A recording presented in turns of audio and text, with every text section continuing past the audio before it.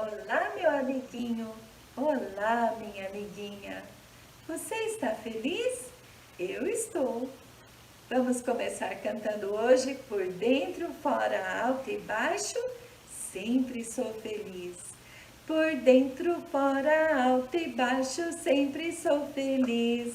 Por dentro, fora, alto e baixo, sempre sou feliz. Aqui Jesus entrou, meu coração lavou. Por dentro, fora, alto e baixo, sempre sou feliz. E agora bem rápido. Por dentro, fora, alto e baixo, sempre sou feliz. Por dentro, fora, alto e baixo, sempre sou feliz. Aqui Jesus entrou, meu coração lavou. Por dentro, fora, alto e baixo, sempre sou feliz. Ah, eu sou feliz em primeiro lugar porque Jesus me salvou. Mas em segundo lugar, porque Ele cuida de mim todo santo dia, assim como Ele prometeu aqui na Bíblia, em Mateus 6, começando no versículo 25. Não andeis ansiosos quanto à vossa vida, pelo que haveis de comer ou pelo que haveis de beber, nem quanto ao vosso corpo, pelo que haveis de vestir. Não é a vida mais do que o mantimento, e o corpo mais do que o vestuário? Olhai para as aves do céu, que nem semeiam nem cegam, nem ajuntam em celeiros, e vosso Pai Celestial as alimenta. Não tendes vós muito mais valor do que elas? Porque deixai que as ânsias do futuro perturbem hoje a paz do coração. O Pai que nutre os frágeis passarinhos garante a tua provisão, pois sabe, não muda e sempre te ajuda. O Pai que nutre os frágeis passarinhos garante a tua provisão. Sabe por que Deus faz tudo isso por nós? Porque nos ama. E sabe qual é o tamanho do amor de Deus? Mais vasto que o mundo, ainda mais alto que os céus, mais fundo que os mares é o amor de meu Deus. Eu sou tão fraquinho, tenho porém no Senhor santa alegria, prazer todo dia no seu amor. Sabe o tanto que Deus nos ama? A gente tem aprendido com a professora Cláudia, João 3,16, que diz que Deus amou o mundo de tal maneira que deu o seu único filho para morrer na cruz no nosso lugar. Por mim morreu Jesus, cravado numa cruz, no monte do Calvário. Por mim morreu Jesus. Nós merecemos morrer porque somos pecadores e a Bíblia diz que o salário do pecado é a morte. Então Jesus, Deus o Filho que nunca pecou, veio ao mundo para morrer no nosso lugar. Mas sabe, ele não permaneceu morto, ele ressuscitou, vencendo a vitória sobre o pecado e sobre a morte. Por isso, 1 Coríntios 15, versículo 54 diz assim: tragada foi a morte na vitória. Ele vive, vive, vive, ele vive, ele vive, ressuscitou, venceu a morte, hoje está vivo e para sempre eternamente. Ele vive, vive, vive, ele vive, ele vive, Foi para os céus e muito breve virá buscar-nos para si. Tenta cantar essa música agora comigo, tá bom? Ele vive, vive, vive. Ele vive, ele vive. Ressuscitou, venceu a morte. Hoje está vivo e para sempre eternamente. Ele vive, vive, vive. Ele vive, ele vive. Foi para os céus e muito breve virá buscar-nos para si. Agora a professora Cláudia vai chegar para cantar mais um pouco conosco, nos ensinar o versículo e depois nos contar essa maravilhosa história de quando Jesus ressuscitou dos mortos. Seja bem-vinda, professora Cláudia. Olá, crianças! Vamos cantar um corinho. Meu coração era sujo. Meu coração era sujo, mas Cristo aqui já entrou. E o seu precioso sangue tão alto assim o tornou. E diz em sua palavra: em ruas de ouro andarei. Ó dia feliz quando eu criei e a vida eterna ganhei. Muito bem, vamos orar nesse momento. Feche seus olhos. Querido Deus eterno Pai, graças te damos por mais um dia. Te agradecemos pelas bênçãos, pela saúde, pela proteção do Senhor sobre as nossas vidas. E pedimos, Senhor, que seja conosco, nos guiando, nos dando sabedoria em tudo que nós precisamos fazer e que nós possamos sempre fazer a Tua vontade e agradá-lo em tudo. Em nome de Jesus, amém. Agora nós vamos falar o nosso versículo, que é João 3,16. Porque Deus amou o mundo de tal maneira que deu o seu Filho unigênito, para que todo aquele que nele crê não pereça, mas tenha vida eterna. João 3,16. Mais uma vez? João 3,16. Porque Deus amou o mundo de tal maneira que deu o seu Filho unigênito, para que todo aquele que nele crê não pereça, mas tenha a vida eterna. João 3,16. Agora nós vamos cantar um corinho que diz assim: Cristo vive em mim. Cristo vive em mim, aleluia. Cristo vive em mim, aleluia. Oh, que maravilha é que Cristo vive em mim. Mais uma vez. Cristo vive em mim, aleluia. Cristo vive em mim, aleluia. Oh, que maravilha é que Cristo vive em mim. Se você já creu em Jesus, recebeu como Salvador, Jesus também vive em você. Agora nós vamos para a nossa história. E a última história nós estávamos falando sobre o sofrimento de Jesus e a crucificação de Jesus. Então, na sexta-feira da crucificação de Jesus, aproximadamente 3 horas da tarde, Jesus expirou. Ele morreu. E o sábado dos judeus começavam às 6 horas da tarde de sexta-feira. Então só faltavam 3 horas para começar o sábado da Páscoa dos judeus. E naquela época não se podia deixar no sábado de Páscoa pessoas na cruz, penduradas na cruz. Então, o que eles faziam?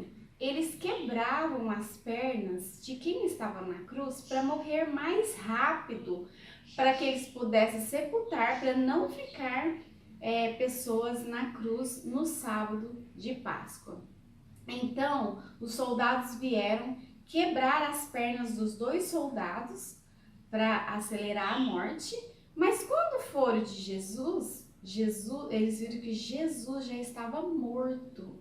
E aí eles colocaram a lança do lado de Jesus e viram que saiu água misturado com sangue. Então eles concluíram que Jesus já estava morto. Jesus tinha sofrido muito, tinha perdido sangue rápido, né? Porque ele tinha sido açoitado. Então Jesus já havia morrido. Então eles não quebraram as pernas de Jesus, porque viu que Jesus já estava morto. E aí então Maria Madalena estava ali. Maria, mãe de Tiago também, e Salomé, que era mãe de João e Tiago. Elas presenciaram tudo aquilo. Logo chegou um homem muito importante, José de Arimateia, um homem rico da sociedade. E ele chegou ali e ele, com seus servos, começaram a retirar o corpo de Jesus da cruz. Juntamente com ele também tinha um homem muito importante, que era Nicodemos. Você lembra de Nicodemos? Nicodemos também era um homem importante e ele tinha ido encontrar Jesus à noite para saber o que ele deveria fazer para ser salvo, para ele ir para o céu. Ele era um seguidor de Jesus escondido, mas naquele dia ele teve ousadia e ele foi lá ajudar então José de Arimateia a retirar o corpo de Jesus. José de Arimateia tinha pedido o corpo de Jesus a Pilatos, pedindo a permissão para retirar. Então aqueles 2 homens, ousadamente, sem medo da sociedade que eles viviam, eles se identificaram como seguidores de Jesus naquele dia. Então eles tiraram o corpo de Jesus, prepararam o corpo de Jesus, lavaram o corpo dele, enrolaram em panos de linho e, como era costume de judeus, colocavam um pano separado no rosto, colocavam ungüentos, especiarias, mirra, aloés, que era perfumes, que era o costume dos judeus preparar o corpo dos mortos daquela forma antes de sepultar. José de Arimateia também levou o corpo de Jesus para ser sepultado num túmulo novo. Provavelmente ele tinha construído aquele túmulo para sua família, ninguém tinha ainda sido sepultado, era uma caverna em uma pedra.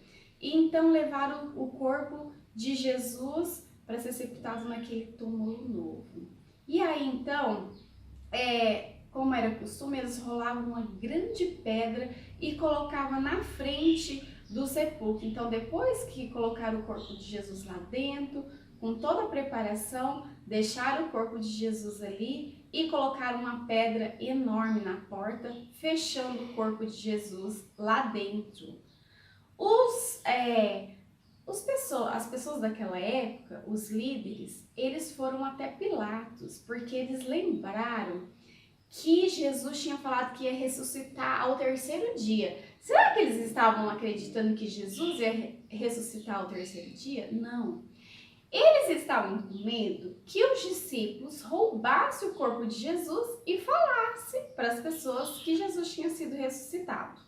Aí então eles pediram a Pilatos para que colocasse guardas na porta para que impedisse que alguém fosse lá roubar o corpo de Jesus. E Pilatos concedeu isso, colocaram então, já tinha uma grande pedra na porta, selaram lá, quer dizer que ninguém podia abrir aquela porta, aquela pedra, tirar a pedra de lá, e colocaram guardas vigiando a porta aquela porta do sepulcro lá. E aí então as pessoas que amavam Jesus naquele dia foram para suas casas, com certeza muito triste, sem esperança, o seu mestre morto, sepultado, e eles estavam com seus corações quebrados e sem esperança. E os inimigos de Jesus estavam, ó, vitoriosos, alegres, se regozijando, porque aquele que eles odiavam estava morto e sepultado. Mas naquela madrugada de domingo, ainda bem escuro, aconteceu algo maravilhoso dentro daquele sepulcro. Jesus ressuscitou dos mortos. Ele saiu ali daqueles tecidos enrolados com seu corpo glorificado e os tecidos ficaram lá como se tivesse arrancado a pessoa, mas eles ficaram no mesmo lugar, sem bagunçar. Jesus tinha saído com seu corpo ressurreto e glorificado.